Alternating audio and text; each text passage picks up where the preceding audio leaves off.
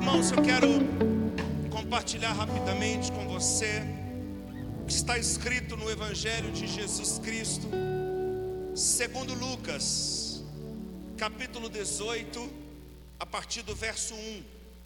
Evangelho de Lucas, capítulo 18, verso 1. Lucas contou aos seus discípulos, Jesus contou aos seus discípulos a seguinte parábola, para mostrar-lhe que eles deviam orar sempre e nunca desanimar. Repita comigo, diga assim: orar sempre. Não, está fraquinho demais. Vamos com mais força, diga: orar sempre e nunca desanimar.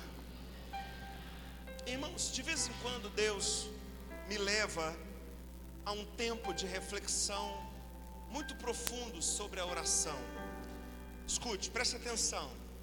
Eu sei que todo mundo sabe que tem que orar, nós sabemos que tem que orar, nós sabemos que a oração faz parte da vida do cristão, e que é importante a oração, que a oração é a maneira de nós nos conectarmos com Deus, é a maneira de termos intimidade com Deus, amém. Todo mundo sabe disso, todo mundo sabe disso. A oração, pelo menos deveria fazer parte da nossa vida, deveria ser a primeira coisa que nós fazemos no dia, deveria ser a última coisa que nós fazemos no dia, deveria ser um momento que nós fazemos antes das nossas refeições, de consagração a Deus, né? Um dos grandes exemplos de oração é Daniel. A Bíblia diz que Daniel orava pela manhã, orava à tarde, orava à noite, e a Bíblia mostra que Daniel foi condenado à cova dos leões por causa da oração. O rei mudou um decreto para condenar Daniel. O rei mudou um decreto para condenar o Daniel em cima da oração. E nós temos muitos exemplos de grandes homens de Deus que passaram pela humanidade, que são exemplos de oração, de devocional, de busca de Deus, de intimidade com Deus. Eu conheci pessoas que ficam 6, 8 horas de joelhos em oração. Pessoas que ficam 6 horas, 8 horas ajoelhadas em oração. Muitas pessoas têm esse dom, é um chamado de Deus muito forte. E nós sabemos o quanto é importante. Isso não é a realidade da maioria, né? Muito raro. Eu falei que são muitas pessoas, mas não é tantas assim não. São raras pessoas que ficam 6, 8 horas orando. Mas de vez em quando Deus me chama para exercitar a oração num outro nível. Eu tenho a minha rotina de oração, de leitura da palavra, minha rotina pessoal. Claro que há dias na semana que eu oro mais. Tem momentos que eu tiro para oração, fecho a porta do meu quarto, fico sozinho, buscando a Deus, orando, tendo experiências com Deus, orando em línguas. Gosto muito de fechar o quarto e orar em línguas. Gosto muito, porque a Bíblia fala que o dom, que a oração em línguas edifica a si mesmo. E é verdade. A gente começa a orar em línguas, a gente sente o mundo espiritual muito perto da gente. É uma bênção, né? Eu costumo falar que toda oração começa na carne. Como assim? Quando você começa a orar, você não sente nada, você começa a orar. Mas na medida que você vai orando, essa oração vai sendo transferida para o Espírito. Ela começa na carne. Senhor meu Deus, eu coloco minha vida aqui diante do Senhor. Você começa a orar, você não está sentindo nada. Mas na medida que você vai orando, você vai falando com Deus, você vai exercitando a oração. Daqui a pouco você começa a sentir a presença de Deus. Daqui a pouco você sabe que você não está sozinho, que o Espírito Santo está ali. Você começa a perceber que os anjos de Deus estão ao seu redor. Você começa a ter experiências. Deus começa a te dar visões. Você começa a ter visões. Deus começa a falar com você. Pronto, você ora 20 minutos, meia hora, 1 hora. É maravilhoso isso, maravilhoso. Eu não sei, nos revisões de vidas, hoje eu não sei se o pessoal faz isso, mas sempre tinha um relógio de oração. Alguém que ficava sempre orando. De hora em hora tinha alguém orando. E aí vai rendendo. Um sai, o outro entra, outro sai, o outro entra. Então, de 9 às 10, uma pessoa ora, de 10 às 11. O revisão de vidas inteiro tem alguém em oração, Eu lembro várias vezes de estar na escala de oração, várias vezes, e me perder de tempo. E quando alguém chegava para me render, eu falava, não, meu irmão, pode continuar orando aqui, porque eu também vou orar. Eu não vou parar. E eu estava na metade ainda. Falava, não, peraí, tem muita coisa para eu orar ainda. E eu orava, intercedia pela minha família. Dava algumas pausas em línguas. E ministrando e orando. Se você ainda não teve essa experiência, faça isso. Eu lembro que um período da minha vida, eu chegava no escritório que eu trabalhava, eu tinha a chave do escritório. E o escritório abria 8. Mas como eu tinha que deixar a bispa no trabalho muito cedo, 6 da manhã eu deixava ela no trabalho, eu chegava no escritório 6h30. E o escritório abria 8. Eu de 6h30 a 8 eu orava. E buscava Deus. E orava e ungia o lugar. Me ungia, colocava o óleo da unção sobre a minha cabeça. Abria a Bíblia, lia um versículo 2. Abria o Salmo, lia um Provérbios. Continuava orando, de joelho, de pé. Orando. Irmão, a sua vida não é. Se você tiver essa prática, sua vida não será mais a mesma. E isso não tem nada a ver com religiosidade. Ah, não, isso é religioso. Não tem nada a ver com religiosidade. Isso tem a ver com intimidade. Tem a ver com uma vida em Deus. Ninguém precisa te ver, ninguém precisa ficar sabendo. É você e Deus. A Bíblia fala que quando você for orar, você entra no teu quarto, fecha a tua porta em secreto. E o Deus que te vê em secreto te responderá. Ninguém precisa saber, ninguém precisa. Hoje a gente está numa época que as pessoas gostam tanto de contar a própria vida, que é perigoso a pessoa estar orando e estar com a selfie lá, estou em oração. Perigoso. Hoje a gente está numa época assim, né? A pessoa filmar ela orando. Não. Você e Deus, ali no secreto, você vai ver o quanto você vai ser visitado. Você vai ver o quanto você vai experimentar a presença de Deus. E o próprio Senhor Jesus, Ele nos ensina isso. Você vê Jesus sendo Deus, irmão. Ele subia ao monte para orar.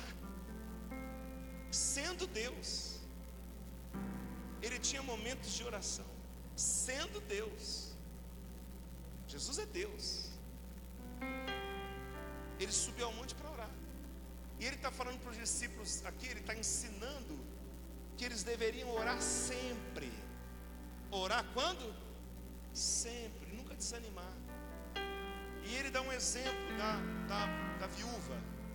Ele diz assim, olha o texto da viúva aqui, verso 2. Em certa cidade havia um juiz que não temia a Deus, nem se importava com os homens. Tinha um juiz naquela cidade, ele não temia a Deus e nem se importava com os homens. Ou seja, ele se achava Deus. Ele se achava Deus. Ele não temia a Deus e não se importava com os homens. Estava acima do bem e do mal. Verso 3. Havia um juiz lá desse jeito. Jesus está contando uma história.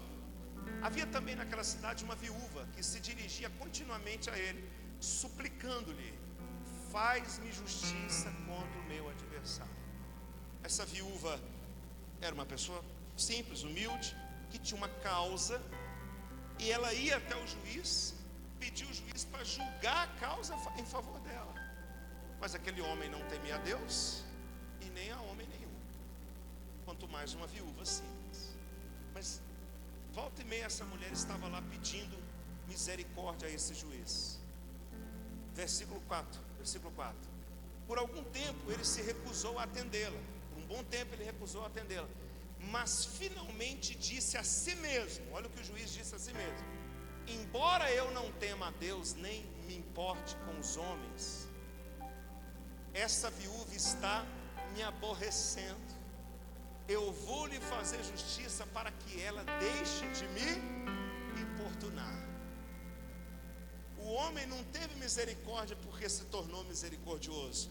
O juiz teve misericórdia para aquela mulher parar de incomodá-la. É o que Jesus está falando. Jesus está contando essa parábola. Ela importunou tanto esse juiz que ele julgou a causa dela. Mesmo ela sendo pequena, mesmo ela sendo simples, o juiz julgou a causa dela. Versículo 6. O Senhor continuou: prestem atenção no que diz o juiz injusto. Jesus está falando. Versículo 7. Acaso Deus não fará justiça aos seus escolhidos, que clamam a Ele de dia e de noite? Continuará fazendo-os esperar? Jesus usou o exemplo de um juiz injusto para dizer: se até o juiz injusto, por causa da insistência dessa mulher, julgou a causa dela, quanto mais o Pai, quanto mais o Senhor. Acaso Deus, o Pai, fará justiça aos seus escolhidos que clamam a Ele de dia e de noite? Continuará fazendo esperar? Se o juiz injusto julgou a causa daquela mulher por causa da importunação, Deus, que é bom e justo, não julgará a causa de alguém que o clama de dia e de noite? É isso que Jesus está falando. Até o juiz injusto cede. Imagina Deus que é justo. Veja se Ele não julgará a causa daqueles que o clamam de dia e de noite. O que é clamar de dia e de noite? É ter uma vida de oração. Olha o próximo versículo. E digo a vocês que Ele, o Pai, lhes fará justiça e depressa. Olha para quem está perto de você e fala para ele: digo a você, meu irmão, Ele fará justiça e depressa. Fala: se você clamar de dia e de noite, Ele fará justiça. Fala para ele: depressa. Quem disse isso? Jesus. Você pode ver que se você tiver aquelas Bíblias tradicionais, essa fala aqui está em letras vermelhas. Por quê? Porque não é qualquer um que está falando, é Jesus que está falando. Jesus está falando, Ele está nos ensinando que até o juiz injusto cede o clamor de uma mulher. Imagina o Pai, que é o Senhor, o Deus justo. Ele não vai fazer justiça em seu favor? Quando o Filho do Homem vier, encontrará fé na terra? Sabe o que as pessoas não entendem, irmão? Que a oração é uma arma de guerra. As pessoas muitas vezes interpretam a oração como algo muito passivo, sabe? Uma coisa muito branda, uma coisa muito... Sim, quando fala que é uma mulher de oração, a pessoa acha que é uma coitada. Quando fala que é um homem de oração, fulano é um homem de oração, as pessoas de fora acham que é um miserável. Irmão, um homem de oração, uma mulher de oração é uma pessoa de guerra. É mais valente do que você pode imaginar. Porque uma pessoa de oração, um homem, uma mulher de oração, é alguém que está disposto a entrar no mundo espiritual e reivindicar a justiça de Deus. A fé não é passiva, a fé é ativa. A oração não é passiva, a oração é ativa. Ela é uma arma de guerra. A gente desperdiça o tempo. A gente faz aquelas orações meia boca, desculpa a expressão chula, né, que eu estou usando, mas aquela oraçãozinha de boa noite para Jesus, né? Aquela oração que você já está mais para lá do que para cá. Aquela oração que você já está pedindo a Deus para abençoar o diabo. Você já está mais dormindo do que acordado. Você está perdendo uma grande chance. Você está perdendo uma grande oportunidade. Que quando você conhece o poder da oração, você entende que você tem uma arma de guerra.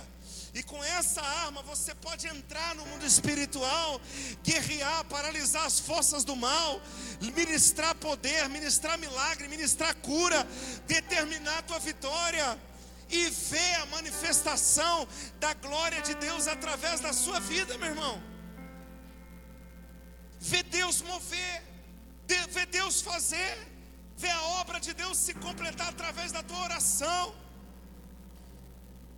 Você que é pai, que é mãe, ore pelos teus filhos, guerreie pelos teus filhos, profetize sobre os teus filhos, mova o mundo espiritual, não aceite as determinações desse mundo sobre a tua casa. Você é um homem de Deus, uma mulher de Deus, um homem de oração, uma mulher de oração. Você vai entrar no mundo espiritual e determinar a tua vitória. Pela fé e pela oração. Deus nos chama para oração, não é para a gente fazer aquela precezinha. Não, irmão, pelo amor de Deus, você está perdendo uma grande oportunidade. Não seja alguém que ora por protocolo, alguém que ora por religiosidade. Eu já fiz minha oração hoje. Sério mesmo? Já fiz minha oração hoje. Fez mesmo, irmão? Você fez aquela oraçãozinha assim para falar que é crente, para dizer que orou, para cumprir o protocolo, para cumprir seu hábito. A oração é só um hábito na sua vida. Assim como você escova dentes, você ora, né? Você fala para a criança: você escovou dentes? Já orou? Para a criança você fala isso. Eu falo isso para as minhas filhas: pai, estou indo deitar, boa noite. Já orou? Já escovou os dentes? É um hábito. Você não é criança mais, você é um adulto. Se você é um adulto, você tem que entender que orar não é como escovar os dentes. Não pode ser um hábito. É uma arma que está nas suas mãos.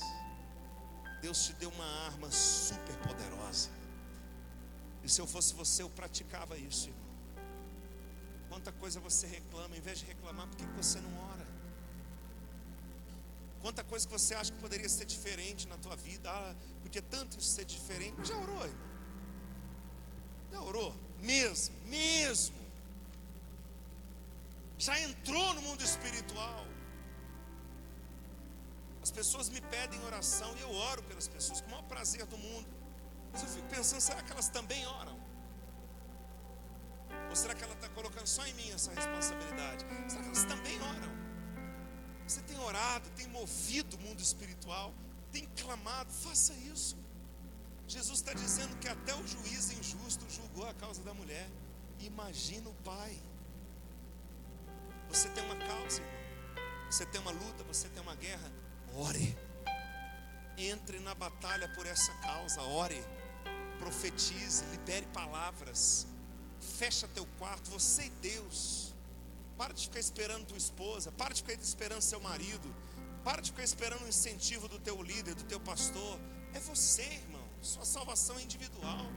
Entra no teu quarto, fecha a tua porta, tira um momento com Deus. Vai orar. Fala, vou ficar aqui meia hora agora orando. Vai orar o quê? Não sei, vou orar.